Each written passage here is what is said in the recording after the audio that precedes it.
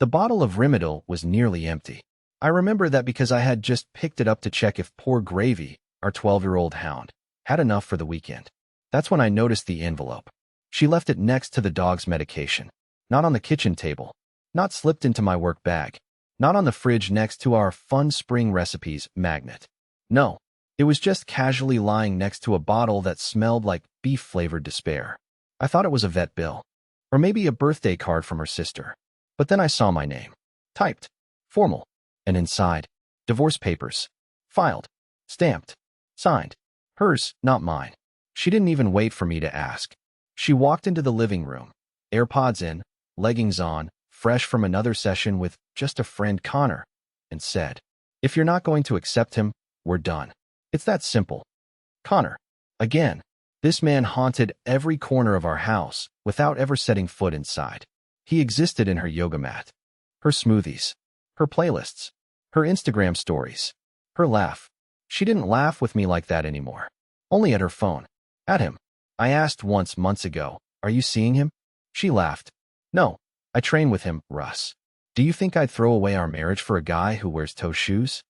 Apparently yes. Or maybe she didn't plan to throw it away. Maybe she thought I'd be spineless enough to stay. She said it like it was nothing. "Connor's going to be part of my life now. You can either accept that, or we move on." And she smiled, like we were talking about weekend plans. I stared at her. For a moment I thought I might actually vomit. But I didn't. I walked to the counter, took the pen that was still warm from her hand, and I signed, without asking for details, without begging, without pleading or yelling or making her feel important.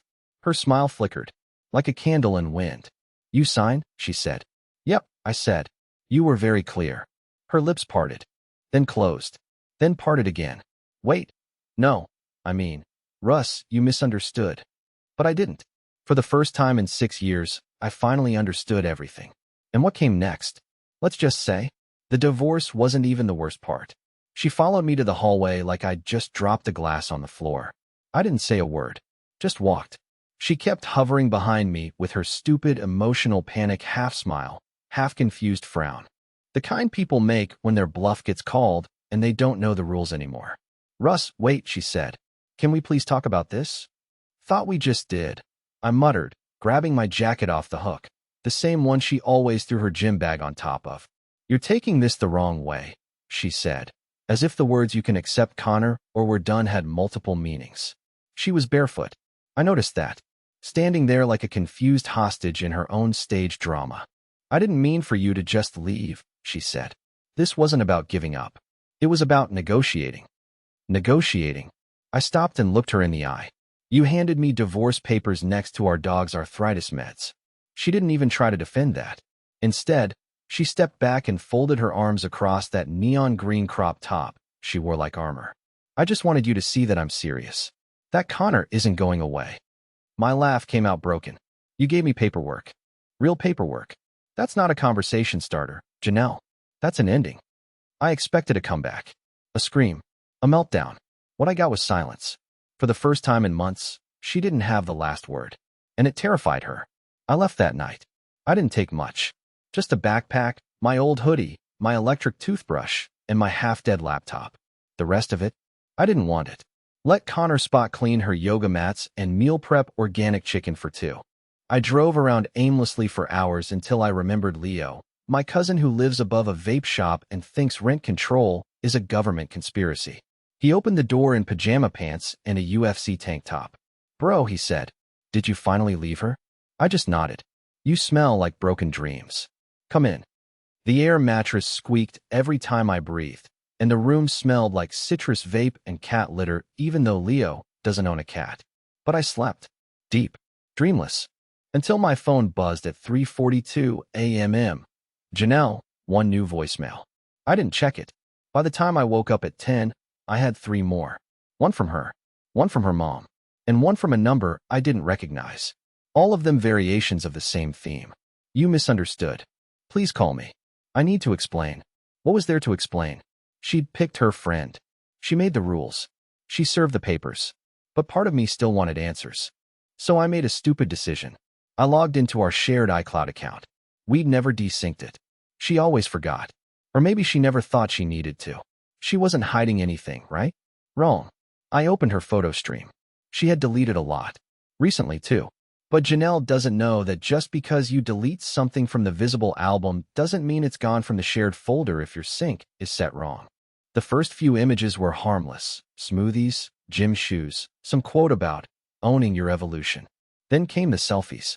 In bed, wearing a hoodie I didn't recognize. Not mine.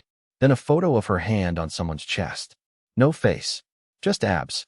And that same dumb beaded necklace I'd seen on Connor's Instagram profile pic when I hate scrolled it 3 weeks ago at 2 a.m. My stomach twisted. She brought him into our bed. No wonder she wanted me to accept him. It wasn't a friendship. It wasn't a misunderstanding. It was a replacement plan. I should have confronted her. Should have sent the pictures to her parents. Should have exposed everything. But instead, I took a screenshot. And then I opened her voicemail. And that's when I realized Connor wasn't picking up her calls either. By the next morning, I had 11 unread messages for missed calls and a migraine pulsing behind my left eye like a warning light. Janelle had left me a total of 6 voicemails. All of them had that same thin layer of fake concern iced over panic, like she was trying to cry but didn't want her mascara to run. I didn't listen to the rest. I already knew what they'd say. You misunderstood. We need to talk. Connor isn't answering me. Funny how she never once said, I'm sorry. But someone else had been silent this whole time, and that silence started to itch at my brain. Lana, Janelle's best friend since college. Maid of honor at our wedding. Weekly brunch partner. The woman who used to text me memes about how Janelle needs her protein or she turns into Satan. She'd always claimed to be neutral, always stayed out of our business. But the last 2 months? Dead quiet. Not a how are you? Not a Russ, are you okay? Just silence. And here's the thing. Lana knows everything. She always did. Janelle trusted her with things she wouldn't even admit to herself. If there was a cover-up, Lana was either the accomplice or the conscience that got tired of watching it play out. So I texted her. Hey, need 5 minutes. Off the record. Just talk. Didn't expect a reply, but she answered within 10 seconds. Come by. I'm alone. Janelle doesn't know I'm talking to you. That last line nearly gave me whiplash. Lana lived in a small condo on the east side. She always had a thing for candles that smell like firewood and music that sounds like clouds. When I walked in, she didn't say a word, just gestured to the couch and poured me coffee. The real kind, not that mushroom powder garbage Janelle had switched to after her 3rd Pilates phase. I didn't waste time. Did you know? I asked, cutting through the jazz piano playing softly from her speakers. She didn't pretend not to know what I meant. She stared at her mug, swirled it once. Yes, she said quietly, but not all of it. That hit like a punch to the chest. So what part did you know? The bed? The necklace? Or the he's part of my life now ultimatum? Lana finally looked at me, and she looked tired, like this had weighed on her longer than I realized. Janelle told me it started emotional, she said. She said Connor helped her feel seen. She said you were checked out, that she felt invisible. I scoffed. I made her oatmeal every morning and scratched her back when she couldn't sleep. I was invisible. She said you were passive, Lana continued, clearly struggling. That you didn't fight for things. That you didn't argue. And she wanted to feel chosen. Chosen. I nearly choked. So she started pre-choosing someone else in case I failed the loyalty test? Lana didn't deny it. And that silence spoke louder than any defense. She told me she wasn't sleeping with him, Lana said. She swore, even when I asked directly. I pulled out my phone and showed her the screenshot. Janelle's hand. The beaded necklace. The bed I paid for. Lana's eyes widened. Then her jaw tightened. She lied to me, too, she said softly. God, Russ. I'm so sorry. For a second, we just sat there. 2 people orbiting the same wreckage from different distances. Then Lana said something I wasn't expecting. You should check her notes app. I blinked. What? She used to write everything there.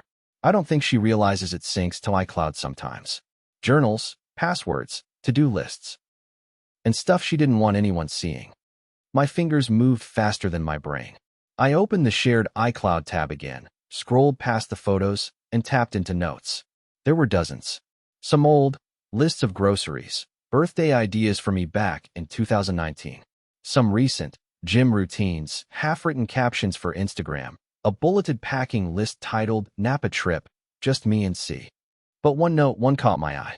It was titled, "If he signs." My heart stopped. Lana leaned in, confused. "What is that?" I opened it. It wasn't long. Just a 3-sentence script. If Russ signs too fast, pivot to regret. Say he misunderstood. Cry. Apologize. Get time. Tell him Connor was a wake-up call, not a replacement. Buy time until lease renewal. Secure yoga franchise deal. Then exit clean. I felt like throwing up. It was a plan. I wasn't her husband anymore. I was a step in her exit strategy. Even Lana looked shaken. I had no idea. I closed the phone. My throat was dry, and my hands were shaking. She planned for me to be broken, I said. Not gone. She never expected me to walk. And that's when Lana told me the worst part. Connor doesn't even want her. He's back with his ex. He told me 3 days ago.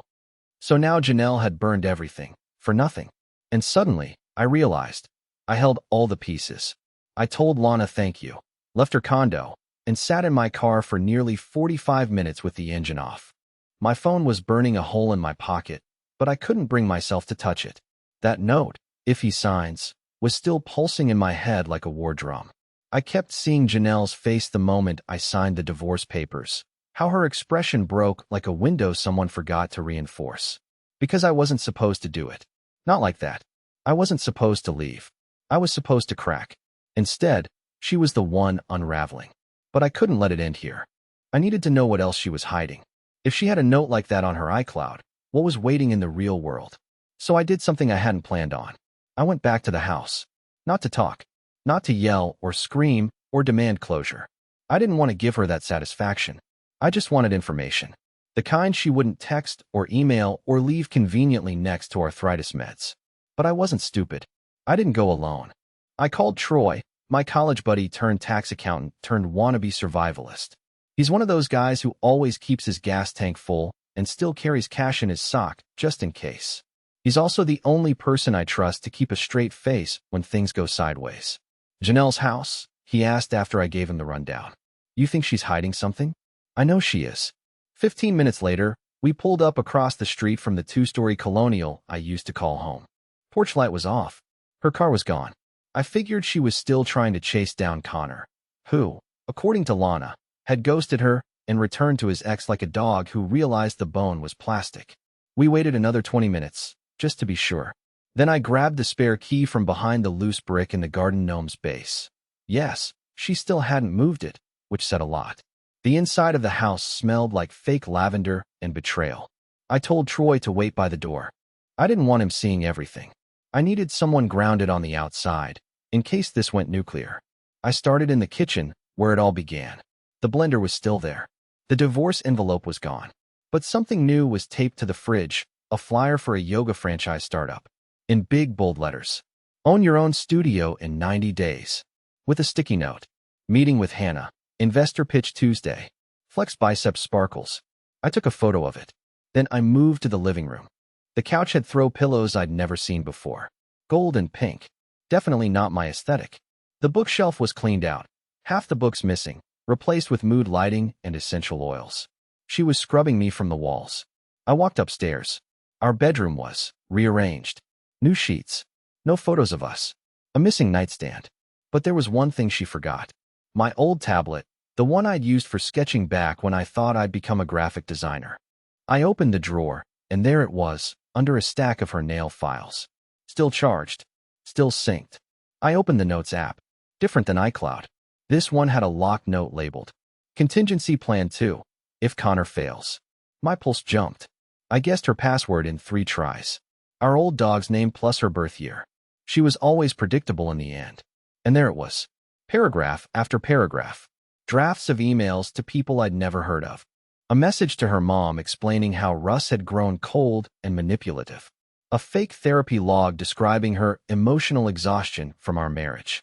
She'd even typed out a timeline to make it seem like I had driven her away, not the other way around. There was a section labeled, Phase 3, Public Narrative. She was preparing to make me the villain. Before I even had a chance to speak, I sat down hard on the edge of the bed. Troy called up from downstairs. "You good?" "No," I said, loud enough for him to hear. "But I'm getting there." That's when I noticed the voicemail icon blinking on the tablet. She hadn't disabled message sync either. There was a new voice recording. From that morning. I hesitated, then tapped. It was her, talking to someone else. I think he's going to ruin everything. I didn't expect him to sign. He was supposed to fight for it. For me. But now I think I made a mistake. And Connor, he blocked me. So I don't know what to do. I'm running out of time. A pause. I should have picked safer. Someone I could have managed. I froze. Managed? That's what I was to her. A controllable variable? A placeholder until she scaled her way out? Troy came upstairs, saw my face, and didn't ask. He just looked at the tablet, then back at me. Bro, he said. We have everything we need. I nodded. But I wasn't thinking about revenge. I was thinking about leverage. I didn't sleep that night. Not even close. After Troy and I left the house, we sat in his parked car for a full hour without speaking. Just breathing. Processing. The voice recording played in my head like a broken ringtone. I should have picked safer. Someone I could have managed. That sentence echoed louder than anything else. She hadn't just betrayed me. She had calculated me. Tested me. Set traps. Created alternate timelines and private notes like she was playing chess while I was out here playing fetch with her gym shoes and washing her protein shaker bottles like a dumb golden retriever. And she failed. She thought I'd crumble. Cry. Cling. But all she did was hand me evidence, motive, and the keys to her lies. So the next morning, I made coffee and pulled out my laptop. Troy, bless his chaotic soul, was passed out on the couch, hugging a bag of Doritos like a therapy dog. I didn't want noise. I didn't want revenge porn or viral callouts or cheap drama. I wanted precision. I opened Gmail, drafted a message to Janelle, attached the photo of the if he signs note, attached the audio file of her voice, and the screenshot of the contingency plan from her tablet. Then I typed one line into the body of the email. I don't think you understand how much I understand. No greeting. No signature. No threats. Just that. Then I hit send. And I waited. I didn't expect a fast reply. She had to think. Calculate. Maybe even panic. The control she thought she had? Gone. Her little house of yoga cards was wobbling now. I turned off notifications, grabbed a hoodie, and went for a long walk around the neighborhood. Not my old neighborhood, the one she gutted me from, but Troy's. I passed rundown barbershops, kids on scooters, a woman yelling at a trash can like it had personally betrayed her. It was all weirdly peaceful. By the time I got back, I had 14 messages. 6 from her. 2 from an unknown number I recognized as her mother's. The rest from someone labeled Lydia Sparkles Yoga Corporation. I opened Janelle's first. Russ, please. You don't understand what this will do. Oh, I did. That's the point. Then, can we talk? Just us? I'm sorry. I didn't mean for any of this to happen like this. And please don't ruin everything. I can explain everything. I just need a chance to fix it. The words fix it hit differently when you've read your ex-wife's pre-written exit script, her step-by-step guide to how she'd cry if the plan failed. Then came the bombshell. Message number 4. Russ, I'm pregnant. I froze. Read it again. Then again. And for a second, I'll admit it, I felt my chest cave in like a kicked-in door. I thought about the missed periods she blamed on stress.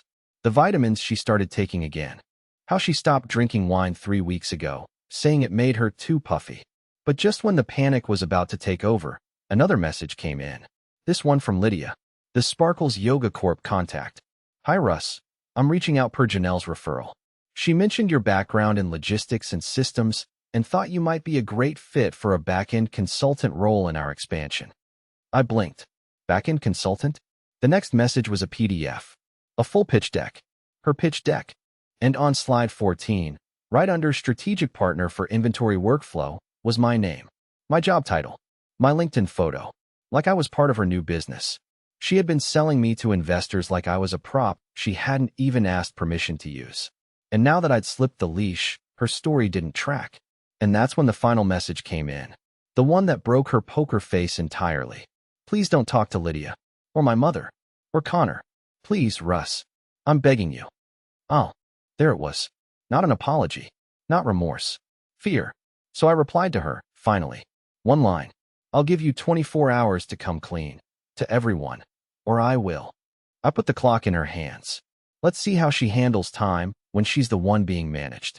At 10:01 the next morning, my phone rang. Not a text. Not a voicemail.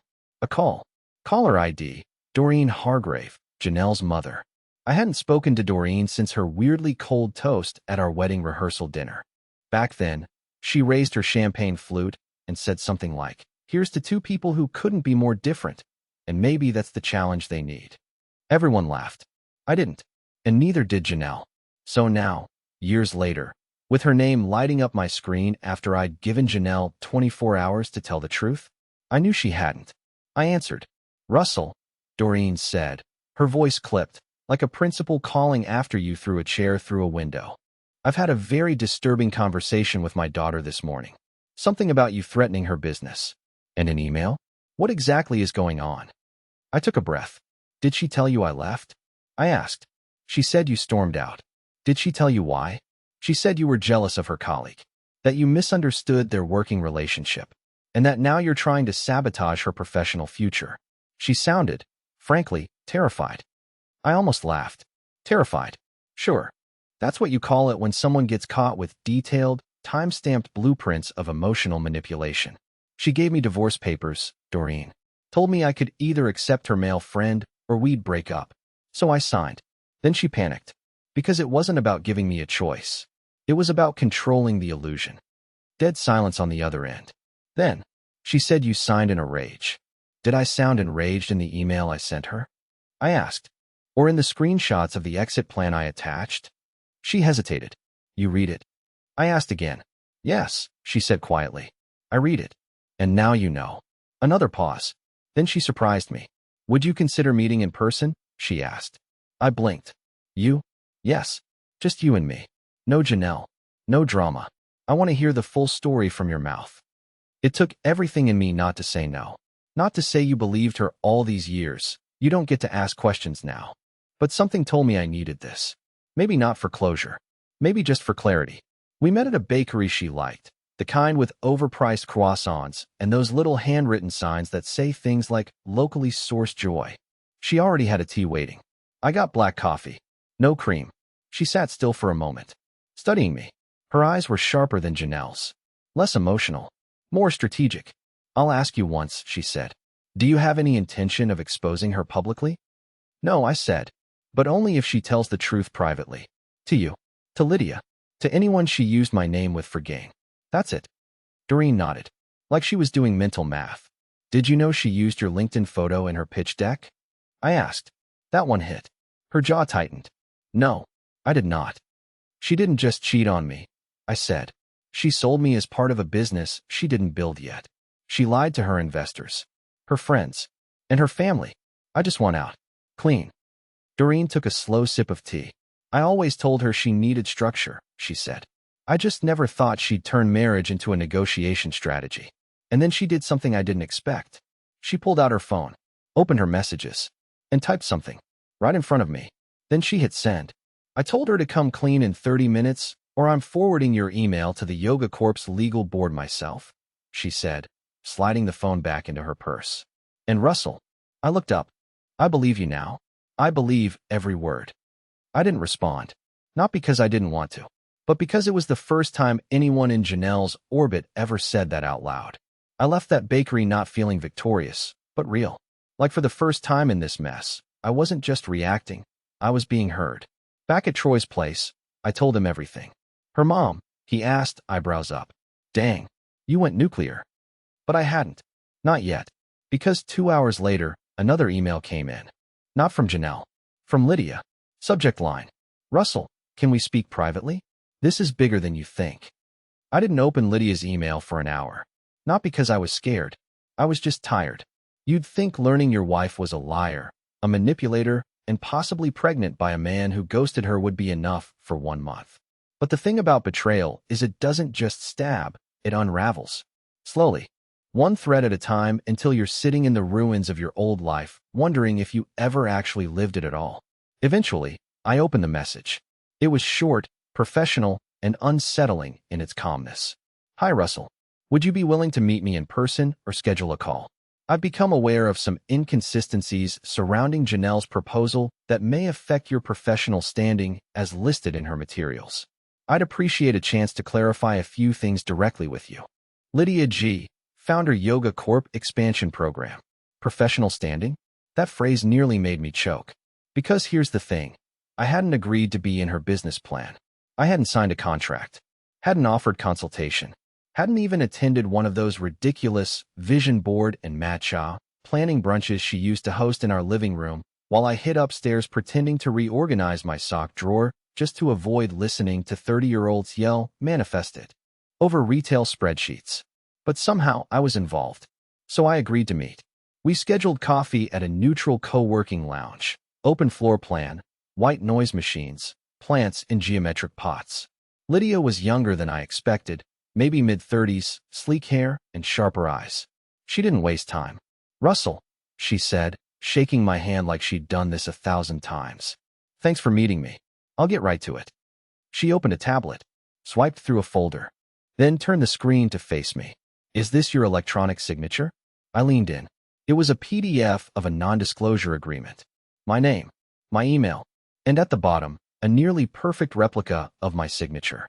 The same shaky loop in the R, the same long tail on the L. But I didn't sign it. "That's forged," I said immediately. She nodded slowly. "That's what I thought." Then she opened a second file, a letter of intent, also bearing my name, and again, my signature, followed by a list of contributions I allegedly agreed to provide to Yoga Corp, including operational system streamlining, inventory management protocol, distribution optimization between 3 pilot locations. I stared at the screen. "I don't even know what 2 of those things mean," I said. Lydia didn't smile, didn't joke. She simply locked eyes with me.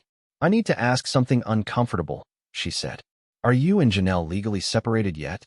"Divorce is pending," I said. She filed. I signed. She sighed. "Then I need you to know, if these documents were used to solicit capital, and she knowingly presented forged signatures, she may have committed investment fraud." I blinked. "What?" "I'm not accusing her," Lydia clarified quickly. "But we've had a few red flags. Inconsistencies in her financial projections, misrepresented partnerships. And your email, well, it confirms some suspicions." I leaned back in my chair. So Janelle wasn't just lying to me. She was lying to investors. She was using me as a cover story, slapping my name on decks, selling a business powered by vapor and fake signatures. "Connor," I asked, "was he listed too?" Lydia pulled up another slide. There he was. Connor D., wellness integration partner. No wonder he bolted. He wasn't just sleeping with someone else's wife. He was accidentally co-signing a con job. And Janelle? She wasn't panicking because I exposed a little affair. She was panicking because the foundation of her new life, her new identity, was built on falsified documents and broken trust. I exhaled. "So what happens now?" Lydia closed the tablet. "That depends on her," she said. "If she comes clean to our board, returns the pre-seed funds, and issues a full correction to all prospective partners, I won't pursue legal action. If not, the attorneys get involved." I swallowed hard. "She thinks she's pregnant," I said quietly. "Told me a few days ago."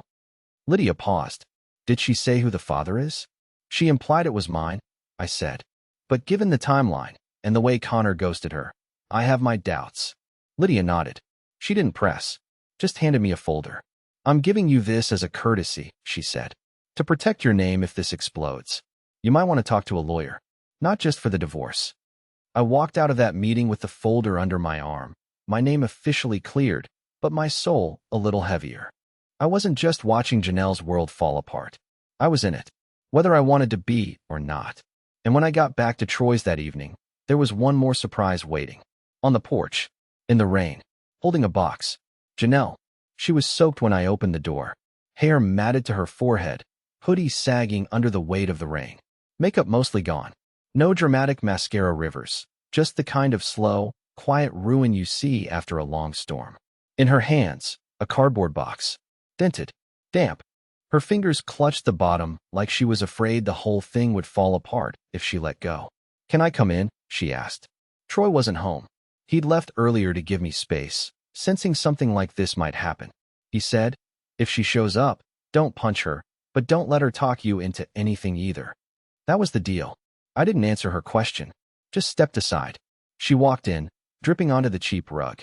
She didn't look around, didn't make small talk, just set the box down on the table and sat across from me like it was a negotiation.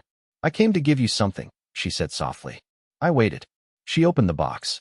Inside were my childhood watch I thought I'd lost 2 years ago, a photo of us at our first concert, creased but protected in a Ziploc, my grandmother's recipe cards, and the tablet, fully wiped. I looked at her. She was shaking. I went to your mom's attic last summer, she said. You mentioned the watch was probably there. I found it, but didn't say anything. I don't even know why. Maybe I liked the idea of having something that was yours when I felt like I was losing you. I didn't say anything. She took a breath. I'm not pregnant. That was a lie. A stupid, desperate one. I thought if I said it, maybe you'd talk to me. Stay? The rain kept hitting the window. Soft, rhythmic, like applause for the truth finally being spoken. I told my mom everything, she said. And Lydia. And the board. They pulled the funding. I'm out of the program. And probably out of a job soon. Silence. Then she reached into her pocket and placed a folded sheet of paper on the table. I filed to void the divorce, she said. You didn't. You signed, but you didn't file. I thought you did. I was wrong. So I took care of it. I looked at the paper. She had. No more court. No more process. Just freedom. I don't expect anything from you, she added. I just didn't want the last thing I did to be a lie. So I brought this. Everything I took from you, I want you to have back. I stared at her for a long time. She didn't cry, didn't plead. For once, she didn't try to script the moment. And that's when I realized she was done performing. She stood to leave. Goodbye, Russ. But before she reached the door, I spoke. Wait. She turned. I'm not angry anymore, I said. I'm tired, but not angry. Her shoulders dropped, like I'd said the one thing she hadn't let herself hope for. You were right about one thing, I added. I didn't fight. Not then. Not for you. But now I realize, maybe I wasn't supposed to. Maybe the right thing was knowing when to stop. She gave a small, tearless nod.